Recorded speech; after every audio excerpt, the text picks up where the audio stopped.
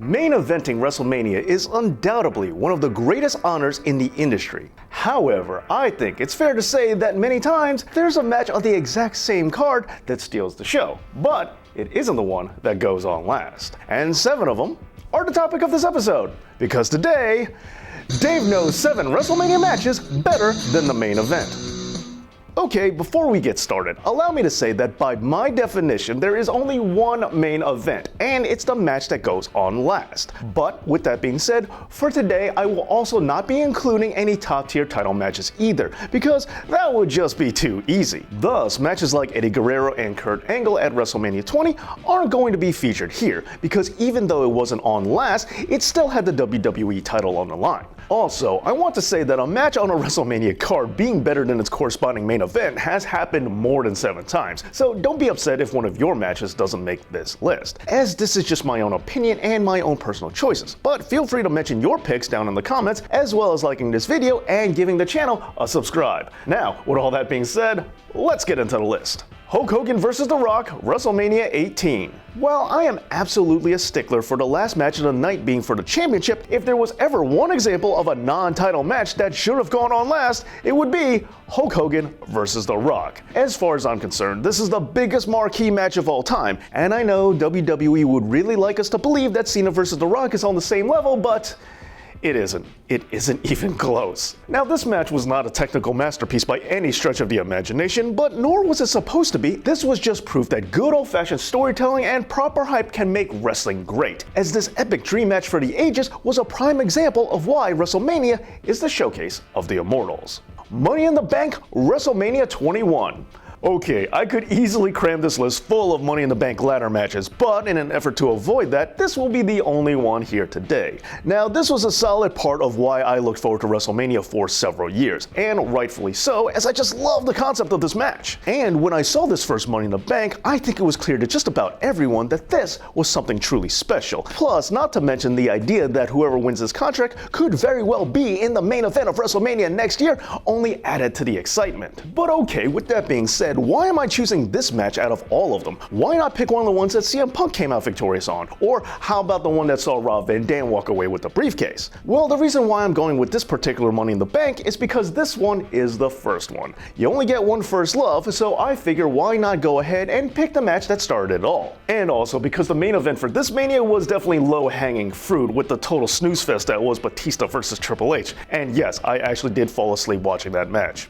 CM Punk vs. The Undertaker, WrestleMania 29. Don't worry, CM Punk fans, he was definitely going to make this list anyway. Now, I've already covered this match in depth over on VNfuso's YouTube channel, so you can go ahead and check that video out after this one. But in short, this match is here for several reasons. First, this was sadly the last match of the streak, which alone gives it a lot of meaning. Second, this was also the second year in a row where we saw Rock and Cena in the main event. And not to keep bashing this feud, but I personally didn't really care for either of these matches. But on top of all that, on a backstage level, there was a lot that was coming to a head with this bout, as there were reports that The Undertaker and CM Punk have had a history of not getting along. And when you have real-life tension between two industry greats coming to a climax at WrestleMania, well, it's just bound to steal the show. Bret Hart vs. Owen Hart, WrestleMania 10. This WrestleMania was a weird one. Vince McMahon was stuck with the task of trying to book his 10th WrestleMania with all of the grandeur that a 10th Mania definitely deserved. But for the first time, he had to do it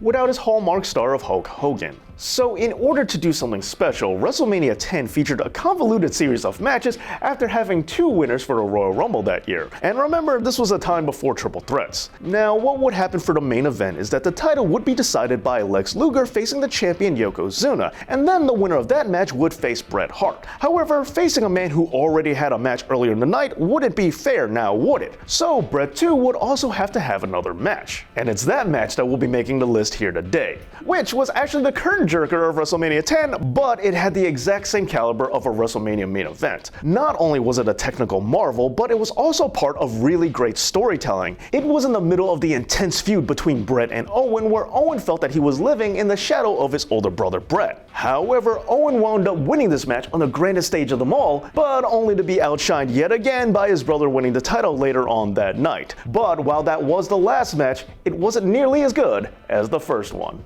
The Dudleys, the Hardys, and Edge and Christian, WrestleMania 16. So we go from a technical wrestling masterpiece to yet another spot fest featuring a ladder. Hey, I said I would only do one Money in the Bank. I didn't say anything about only having one ladder match. What can I say? As much as I love technical wrestling, from time to time I do also really love brutal ladder matches as well. In addition, another motivation behind this pick is that being the major Dudley Boys fan that I am, this match was yet another example of what they could bring to WWF. But it wasn't just them, as I think that this match showcased all of these wrestlers as major talents, with all of them going on to win a world championship either in WWE or in another company. All of them, that is, except for Devon.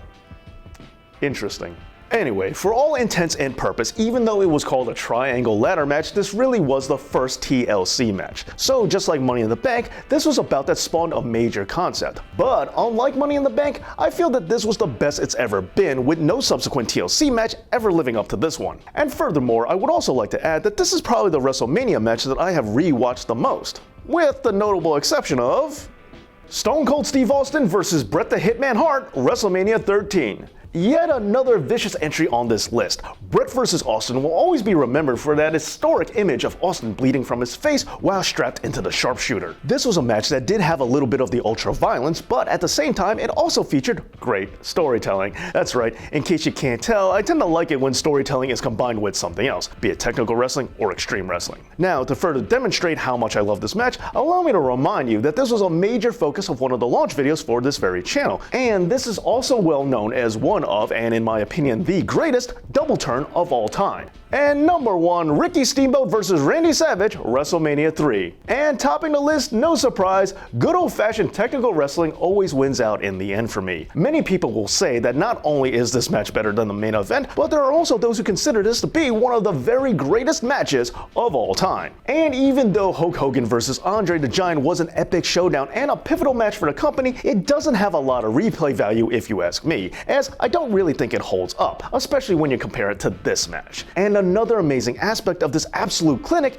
is that this fused ideologies, getting the best of both worlds, with Savage preferring to plot everything out in advance while Steamboat preferred to call things on the fly. So while the battle lines are drawn over which method is better, there's no denying that when you have two complete masters of the craft coming together, such as Savage and Steamboat, even though they come from different schools of thought, it's bound to end with excellence. But what are your thoughts? Let me know down in the comments, and please make sure that your notifications are still working so you can catch these videos as soon as they go live. Thanks so much for watching, and as always, Dave knows.